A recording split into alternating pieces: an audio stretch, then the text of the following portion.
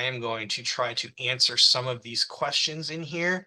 Um, let's start with Michaela. Is there anything got that one. What are some recommendations for chapters to keep track of all of their event information while they wait for calendar event submissions to open? Will the submission question be the same as old forms? I'm going to defer the questions part of your question to Jasmine, but I would recommend, as far as keeping track, putting things together in um, a spreadsheet or a Word doc or something that they can cut and paste into the forms when they become available. But as far as what some of the questions look like, I'm going to defer that to Jasmine. For the most part, the questions in the submission form remain the same. The in-depth or description might be a little bit different, but those were conversations that we had a little bit ago. I'll ask Mike. I don't remember if you remember those conversations, Mike. Sorry, had to find my mute button. Offhand, I don't remember. I remember we had some discussions around the SWOT analysis, um, part of that form, but I don't remember what we did with it. Let me see if I can pull up my notes. So and as Move on. Mike's looking for that, I think ultimately the answer is, Michaela, if what the recollection was of the previous forms, if they start there, they're going to be in pretty good shape. There may be some additional options or information that those forms are looking for, or there may be some information that the forms are no longer looking for. But if they start with what they know, Yeah, um, and I probably in think good shape. through like community service, instead of having to type in like beneficiary or the type of event, there's like a menu, like drop down menu. So like the simplicity or the assistance through the form, we talked a lot about that. Just so the student on the student end, it's a little bit easier, and also on the like the reviewer ends, it's a little bit easier to take a look at those forms. Great. All right. As Mike is still kind of looking, I'm going to go on to the next question here. And I'm going to maybe look at Jasmine a little bit because, again, I've been out of the loop for a week. So are the alumni chapter stuff open in the hub? I have some DDs that are also alumni officers but can't switch between roles. Just wondering when that will be added or was something else that is preventing that. I don't know, Jasmine, if that has become available in the last week or so, but I believe our um, understanding is that should be available mid-September.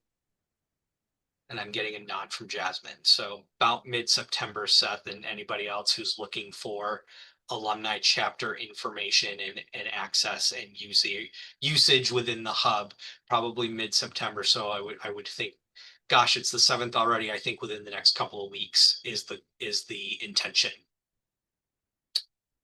Next question.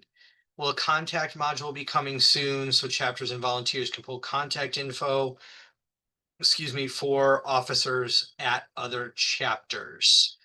Um, Jasmine, again, I'm gonna ask, has that become available?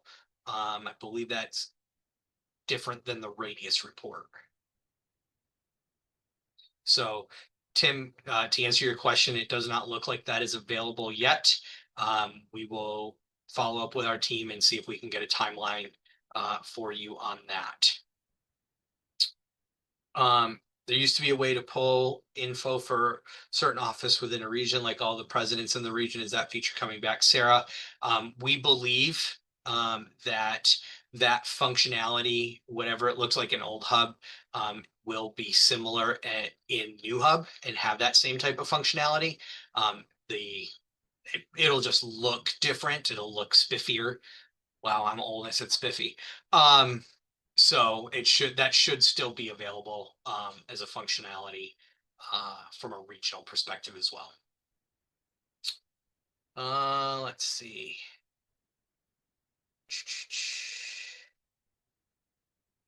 question for later. On the member roster page, is it possible to have a count updated with multiple sections: total, in good standing, abroad, internship, not enrolled, recruit, pledge?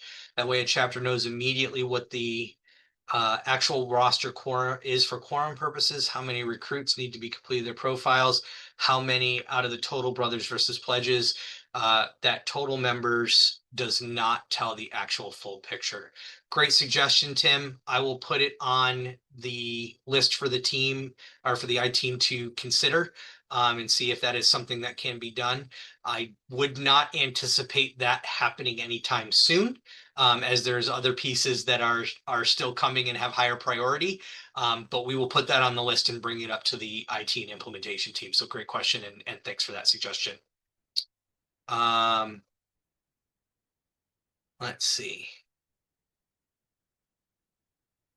When we moved from CEI, and for those of you who don't know what CEI is, that is the Chapter Efficiency Index. That is what predated the previous CMP version. When we moved from CEI to CMP, we completely rebranded to CMP. Feels like the same is needed here. Multiple officers, alumni, even RVPs have been asking, why are we calling it CMP when chapters think of CMP as the color-coded list of things? Can we rebrand, get rid of CMP, and just call everything chapter health indicator? That sounds cool. CHI, what your CHI score? How are you doing with CHI? So Tim, the philosophical reason behind that is that in policy, there is the verbiage is that a health indicator would be established, and when that policy was voted on and approved by the board then subsequently, and this was, gosh, I think January 2023, something like that. The board subsequently said that at that time, CMP is that health indicator. And so we have continued on with that philosophy of that's why we did not rebrand CMP, simply updated it. And I understand and hear and recognize the thought and concern, but also please do recognize that from a student perspective, it will, yes, be bumpy for the first couple of years, but once we get through that, what I call collegiate generation of about 3 to 4 years, at least 3 years, we are likely to no longer have that be the concept in their minds when somebody says to them CMP. As RVPs, where is our profile to be able to change picture and contact info and all of that stuff? That is a question that I do not have an answer to, that I will take to our tech team and our implementation team to see how we can make that happen. Because we have had a couple of even collegiate chapters, the uploading of the picture starts at the pledge profile. And so anybody that had previously been in the system doesn't have access to do that except for staff, because we get a few extra privileges. But we'll work with the tech team in knowing that that is something that people are asking for. So thanks for that.